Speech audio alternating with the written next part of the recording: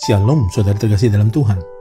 Jumpa kembali dalam program Petunjuk Kehidupan, persembahan dari channel 5M bersama saya Pendeta Ong Handoko Kurniawan. Renungan diambil dari kitab 2 Korintus 7 ayat 1, demikian bunyi firman Tuhan. Saudara-saudaraku yang kekasih, karena kita sekarang memiliki janji-janji itu, marilah kita menyucikan diri kita dari semua pencemaran jasmani dan rohani, dan dengan demikian menyempurnakan kekudusan kita dalam takut akan Allah.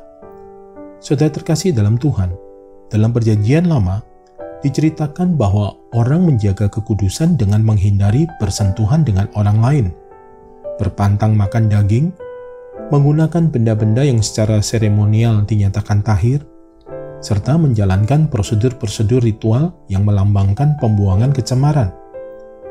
Sedangkan kalau di dalam Perjanjian Baru diceritakan bahwa kita dikuduskan bukan karena menjalani ritual penyucian secara berkala. Kita dikuduskan oleh pencurahan darah Kristus di kayu salib, sekali untuk selama-lamanya. Kita bukan hanya sekedar dikuduskan, kita juga dijadikan anak Allah. Berangkat dari janji yang luar biasa itu, Paulus mendorong kita untuk mengambil bagian dalam pengudusan ini. Apa bagian kita? Saudara terkasih dalam Tuhan, bagian saudara dan saya adalah mengimani pengudusan Kristus dan hidup sesuai identitas baru yang diberikan kepada kita sebagai anak Allah. Dalam Perjanjian Lama, kekudusan pribadi perlu dipertahankan. Namun dalam Perjanjian Baru, kekudusan adalah anugerah Allah. Kita hidup kudus bukan untuk dibenarkan, melainkan justru karena kita sudah dibenarkan. Ketika kita bertobat dan menerima Yesus Kristus sebagai Tuhan dan Juru Selamat atas hidup kita. Kita hidup kudus karena kita adalah anak Allah. Saudara terkasih dalam Tuhan, dalam Perjanjian Lama, orang yang tahir dapat tercemar bila bersentuhan dengan hal yang najis.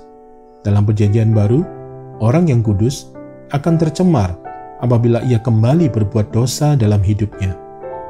Mari kita terus jaga kekudusan Tuhan yang telah dianugerahkannya dalam hidup kita. Jangan sentuh lagi hal-hal yang najis.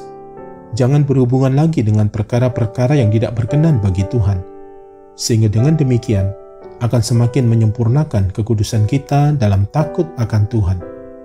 Semua bergantung pada keputusan kita sendiri.